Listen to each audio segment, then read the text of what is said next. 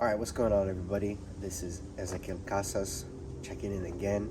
So this is day number 2, I believe, with my Ironheart denim, and today's project is I'm going to be pruning and transplanting this rose right here. It's a stunted rose. It's been in a location that hasn't been getting a whole lot of light. So what we're going to do is we're just going to move it to a different location where it is getting more light.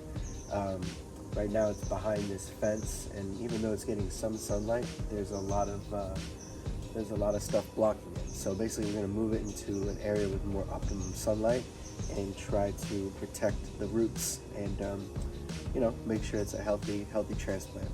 Alright, so I'm going to set this up and let's get going. Dug up a decent little radius around the rose plant. Used a shovel about maybe like a foot radius. Use a shovel, dug underneath, cutting a little bit of the surrounding root area, but not really touching the main roots or whatever.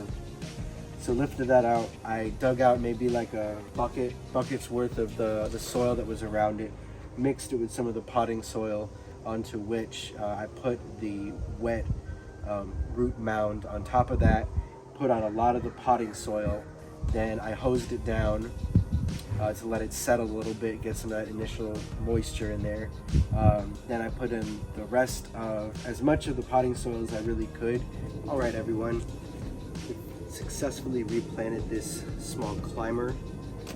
We had to prune it a little bit back. There was actually not a lot of dead wood, but there were just some kind of spindly bits. It didn't need to be on there, so we preserved most of the main canes. You see there's still some growth coming in. It's early December, and so we did this a little bit early.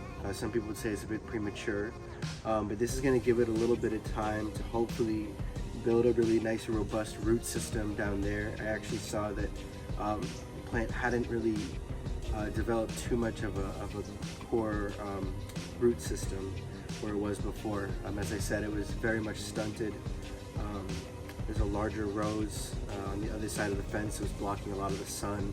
There's a larger rose next to it that was also blocking a lot of the morning light, even in the summertime. So I think that this will be a good place to get it going. As you can see, I've started to do a bit of preliminary training on this stairwell. What I'd like to do is hopefully, maybe by the end of this upcoming summer, 2023, is to kind of have it fan out a little bit over here. Maybe just cover up this area. I have another rose over there that I'm probably gonna retrain today. So anyway, as I said, my hope is to train these as these grow, train them kind of more outwards, have this kind of go down. This will more than likely actually get, as it gets longer, kind of get pulled down over here, then out.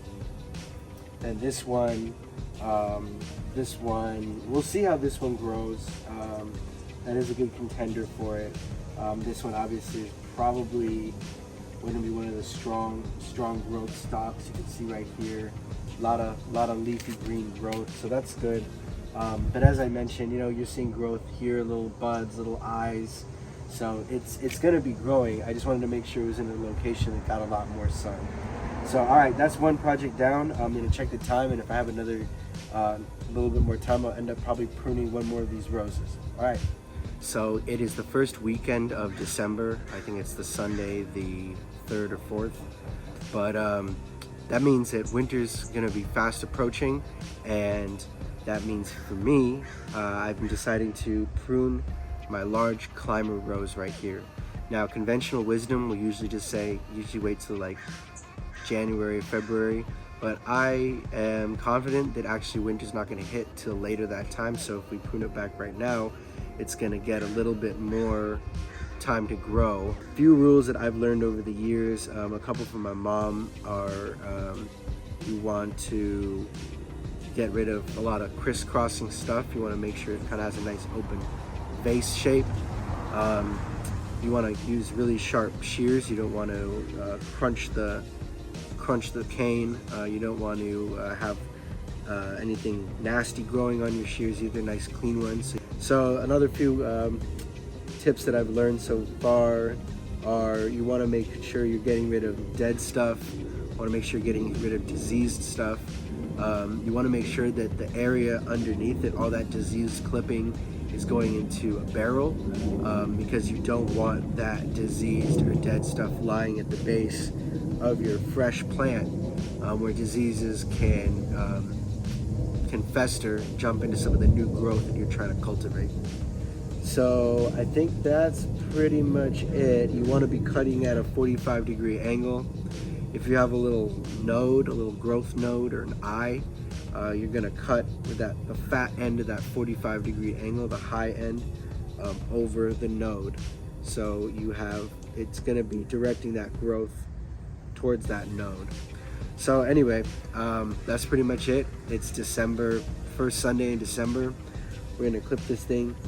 And the best way, as I've learned from a lot of people, is you start from the bottom, choose a cane, you start pruning, you go all the way up. Choose a cane, you start pruning, go all the way up. Otherwise you can get lost in a lot of the mishmash. All right, so let's get started.